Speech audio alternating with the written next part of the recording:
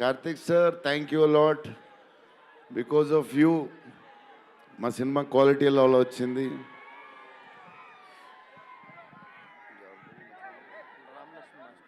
Ramalakshman master ఈ ఫైట్లు ఈట్లు ఈ బేబచ్చాలు సాల్వన్ మాస్టర్ రామలక్ష్మణ్ మాస్టర్ ఎక్కువ చేశారు ఫైట్స్. ఎందుకంటే సాల్వన్ మాస్టర్ బిజీగా ఉన్నారు. ఈయన బాహుబలి అటు వెళ్ళిపోయారు. కానీ రామలక్ష్మణ్ మాస్టర్ మాస్ తెలుసు కదా, super sweet masters ఎరగదీస్తారు.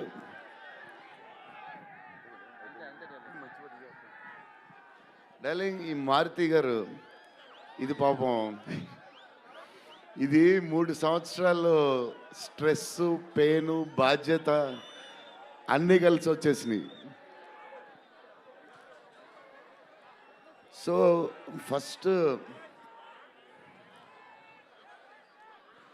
First Maruti గారు నేను కలిసి, డార్లింగ్ మన ఫ్యాన్స్కి చాలా సంవత్సరాలు అయిపోయింది, ఇంకా అన్ని డిష్యూలు అయిపోతున్నాయి, సీరియస్ అయిపోతుంది, కొంచెం ఎంటర్టైన్మెంట్ ఏదో చేయాలి డార్లింగ్ అని చెప్పాను. చేద్దాం డార్లింగ్ అని చెప్పి ప్లాన్ చేసాం, అది చేసాం. ఫైనలీ హారర్ కామెడీతో సెట్ అయింది.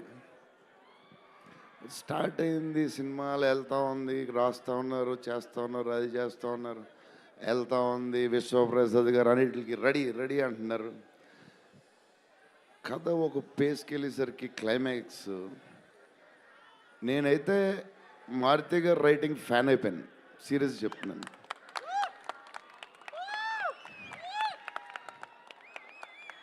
అది క్లైమాక్స్ అంటే మీరు చెప్పాలి బాగుందని అన్నీ ఓకే అన్ని తర్వాత, బట్ నా ఫీలింగ్ నేను చెప్తున్నా. అసలు ఈ క్లైమాక్స్ డార్లింగ్ పెన్తో రాసావు, మిషన్కి ఎంతో రాసావు చెప్పు. ఇప్పుడు దాకా క్లైమాక్స్ చాలా కొత్త పాయింట్ నాకు తెలిసి. హారర్ సినిమాలో హారరే కాదు, ఒక టైప్లో చేసాడు అన్నయ్య. ఎలా చేసావు మరి? మేమైతే ఎక్సైడ్ ఉన్నాం, మరి అది మీరు చెప్పాలి తర్వాత, అది ఇంపార్టెంట్. ఏదేమైనా మనకి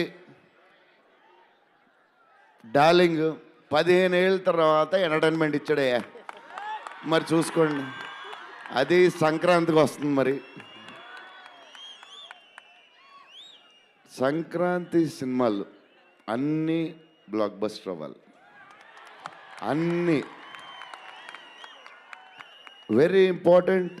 సీనియరే, సీనియర్ దగ్గర నుంచి నేర్చుకుందే మేము, సీనియర్స్ తర్వాతే మేము.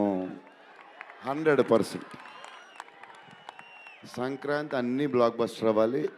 మాది కూడా అయిపోతే happy. So love you darlings. ఈరోజు కొంచెం ఎక్కువ మాడినా